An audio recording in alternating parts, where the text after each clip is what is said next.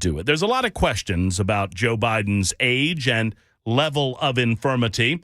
Representative Scott DesJarlais wants to put some of those questions into a bill, or at least create answers and put that into legislation. And he's here to talk about that, amongst other things, on the Matt Murphy Show. Always good to catch up with Representative DesJarlais. How are you, Scott?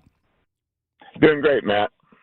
Talk to me about this legislation. I think this first got on the national discussion, I should say, when Nikki Haley brought it up, suggesting that maybe at some point we ought to have some sort of cognition test for our political leaders. I'm thinking of, over the years, I can go Democrat and Republican tit for tat. I remember Robert Byrd back in the day. I remember Strom Thurmond back in the day. Dianne Feinstein right now in California, who is set to retire. It's obvious that at some stage in the proceedings, we pass the winter season of our public service, so to speak. So talk to me about your concepts. Right. And, I was glad that Nikki Haley brought that up. We've been kind of working on this concept for a while now with the cognitive issues that everybody had been talking about with Biden's, consistent blunders and missteps whenever he's talking on the world stage at home, or unable to read a teleprompter. But it's really not just about Biden, because Biden makes it obvious to all of us right now that this could be an issue. There were members of Congress back when Trump first took office that felt that he wasn't competent. In fact, Representative Jamie Raskin drew up a bill to have cognitive testing done for the president. But I'm thinking, why do we let it get that far? Why shouldn't we know when a president or a vice president runs for office that they're mentally capable of handling the most important job in the world, and that's commander-in-chief of the most important and potent military. So, our idea was that we're not going to pick on Joe Biden or Donald Trump or anyone in general, but bottom line is people are living longer, and most presidents took office at a younger age. It was I think Reagan was the first one that drew attention for possibly being too old coming in at 69. But, both Trump and Biden were in their mid to late 70s when they took office. So maybe this is a new problem. And unfortunately, it'll probably require an amendment to the Constitution to make it a requirement. The Constitution currently requires that you be 35 years of age, a natural-born citizen, and have lived in the country 14 years. We think that a cognitive exam should be a requirement to run for office and be commander-in-chief. So why limit it? I guess my initial question is, and I'm in complete agreement with you, Scott. I do believe that it is necessary, and it's pretty obvious that it's necessary. I find it fascinating. You bring up the Trump aspect of this, and I'd not thought of that. We actually had members of Congress suggesting that the 25th Amendment be invoked when Donald Trump was president. I'm sure you have memory of that as well. But why limit it to presidents of the United States? Would it get a little trickier to ask a Congress to pass rules and regulations regarding their own? Right. And I think that you're right, and we're actually working on that right now. But I think priority number one is that our commander-in-chief be competent, and we know that going in when we nominate candidates. So for this next election, I would like to get this in place. Obviously, amending the Constitution is very difficult. It's only happened 27 times, and you'd have to have buy-in from 3/4 of the states. But I do think this is a nonpartisan issue. And the key, the devil's always in the details. How do we do this fairly?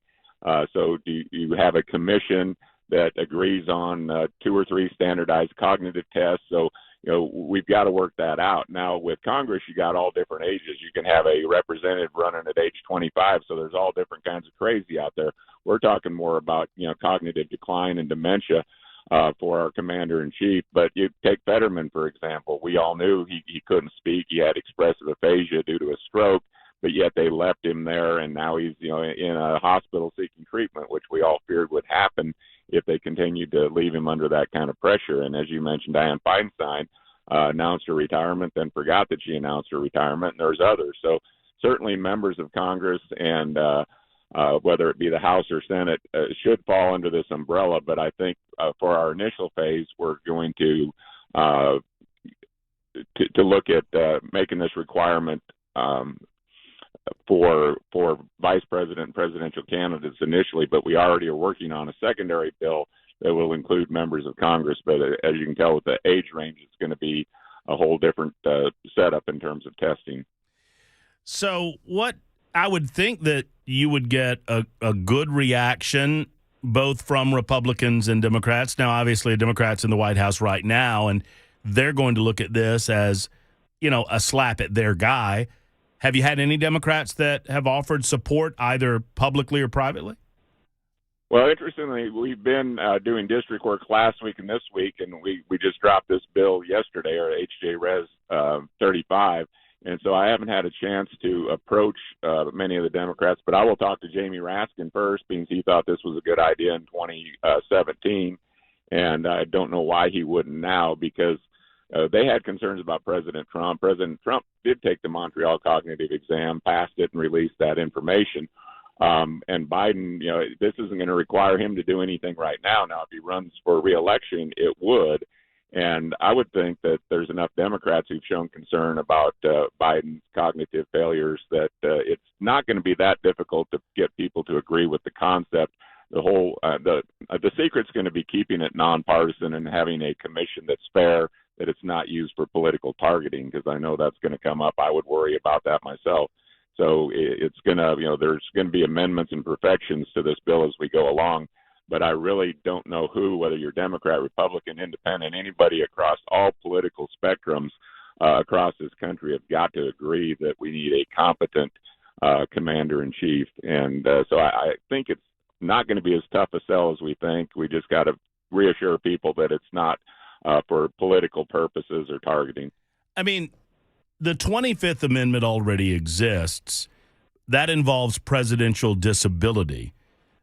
I guess I'm probably a little bit behind in this discussion, Scott, but catch me up. But could we not interpret mental infirmity as disability? And I guess at that stage, I'm answering my own question when I say, but how do you determine mental competency, right? Right. And that's where I think, like Raskin suggested, a commission that's nonpartisan determinant. And right. The train's already left the station if you're using the 25th Amendment, because you've got somebody that's already been elected.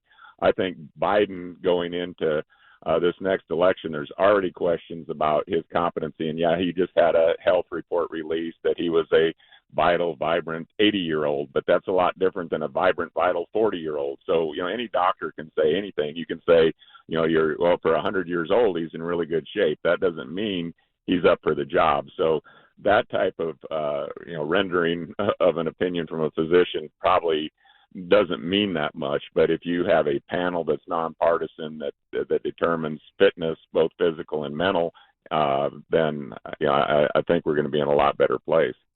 And so obviously the reason this requires a constitutional amendment is because the Constitution is fairly clear on the singular requirements to be president of the United States. You have to be of a certain age. You have to be a naturalized citizen. I mean, so in other words, because it lays out the specific requirements, if you're going to lay another requirement on top of that, it needs to be an amendment. Right. We've looked at other angles, like tying it to the Federal Election Commission. When you file, you have to do this. It wouldn't have as big a teeth, so to speak, as if it were actually a constitutional amendment. Again, those are hard to do. We got our work cut out for us, but I do think that so far the reception we've gotten has been very warm, and that people agree this is common sense. And I really think, the fact that we just really haven't had this issue till the past decade or so. It came up a little bit with Reagan back in, the end of his second term, and he was in his, 77 when he left office. But now, again, people are living longer, which is a good thing. But you see a lot of people with dementia as age increases, and that's because people are living longer. So it really hasn't been a problem. Eisenhower was 70, I believe, when he retired. But just look at the last, really 100 years, and it's pretty uncommon. But to see people get into their 70s in their presidency. But now we've had it back to back, and so I think it's a perfect time to have the discussion. And it's hard to deny that, there's currently a problem, and some people, as you said, and we mentioned earlier, thought there was a problem with Trump. So let's do something about it. Our guest, Scott DesJarlais, talking to us about a potential amendment to the United States Constitution.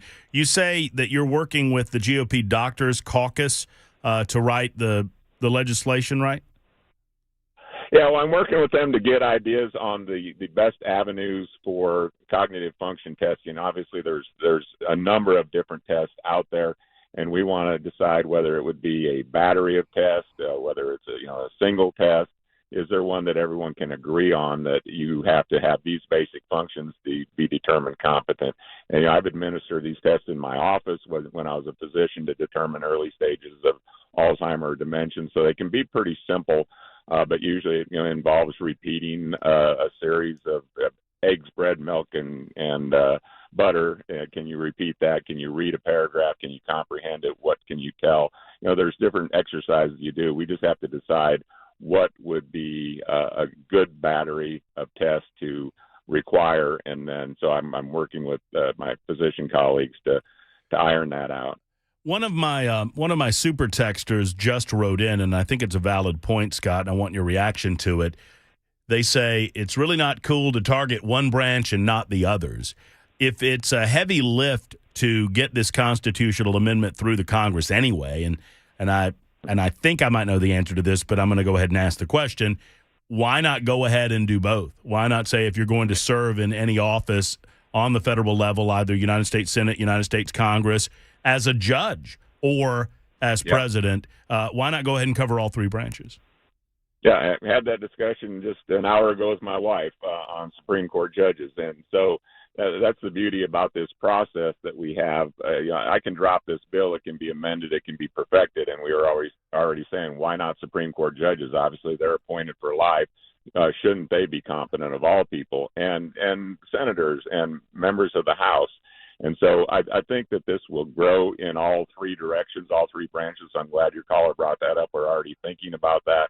I think initially the here and now with the upcoming presidential election, it seems like it's an issue that everybody's been talking about. Yes, Nikki Haley brought it out in her announcement the other day, but this conversation's been going on for over a year, and actually probably over the past 5 years. And so we started with this idea, but I have an idea that it's going to expand and grow to include all these other entities as well. Well, and it has historically, and I'm not casting aspersions at any of these folks, but it's historically been more noticeable in Congress because Congress people are not term limited, and because especially in the Senate, you see rather old people serving out 6-year terms. I mean, Strom Thurmond comes to mind. And it's pretty clear, and I'll use him as an example, the late, great Strom Thurmond. Great in many ways, not so great in other ways, so don't give me the emails. I get it. I understand what he did back in the day. But he, was almost 100 years old by the time that he died and served almost the entire length of his life toward the end. And it was obvious that his staff was taking care of everything for him. And, and so because of that, I would think that this might broaden out to all, elected roles within the federal government. Yeah, Teddy Kennedy comes to mind as well. He had issues, and sometimes there's health issues that incapacitate you. Yeah. So you're right. A lot of these people are just placeholders in a seat. And I think that the Fetterman election was a great example. When you start your debate with "Hello, everyone, good night," there's something wrong there, and so it was clear what was going on. And I feel really bad for John Fetterman. He was just propped up there in a terrible situation, and now he's having to seek help in a mental institution. And as a family member of his, I would have never allowed that. It's not that important to hold public office over your health and your well-being. So, I think that a lot of this needs to be looked at, and certainly the government is not functioning as it should. We've got massive problems. We've got divisiveness, and having competent people would go a long way to starting to solve some of these problems. Scott DesJarlais is with us for maybe a minute or two longer, and I appreciate his appearance today, talking primarily about this possibility of beginning the conversation regarding legislation on cognitive ability in federal government. I'm getting a lot of reaction suggesting that the devil is in the details, and you've kind of expressed that as well. Who would be doing the testing? Are these individuals completely and totally nonpartisan? Are there fail-safes involved? And I'm certain that you're working hard to work all of that out. I would think that we would need to get this movement going on the grassroots level to make sure that Congress is included. Would you not agree? I mean, I kind of know how these things work, Scott, and unless there's a groundswell of push, to make sure that the legislative branch is included. I mean, maybe we start with the executive branch and we move from there, but I love the beginnings of this conversation. It's a good one. Right, yeah. I mean, it can be a three-tiered process. If we can get it all rolled into one and moving along here over the next couple of months, that's great. We've actually been having this conversation within my staff in office and talking to CRS and other agencies what the best approach to this would be. We've been at this for over a month. We just now dropped the bill yesterday. And so we've been working on all these details, and the term "the devil's in the details" probably came up 50 times already because we realize how it's going to look. Just the fact that Biden is in the spotlight right now. If it was Trump, it was fine for Jamie Raskin to put this out when it was Trump. He may not be as enthusiastic now that Biden's in the spotlight, but I'm going to have that conversation with him as soon as we get back to Washington and hopefully get him as a co-sponsor. So absolutely, finding a fair process is key. I wouldn't want it any other way. We've already seen DOJ, FBI target American citizens. The last thing we want is to make this process political and keep a good, viable candidate out because you have a crooked panel or a commission that isn't fair. So whoever said that, they're exactly right. It's so important that we get this right, and that's why we have the Doctors Caucus trying to find the right cognitive test, then who's going to administer the test, and how do we all agree on it and keep it fair. So that's the most important part of it. And then hopefully people have confidence in who they're going out to vote for.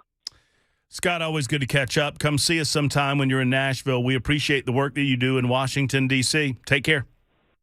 Good being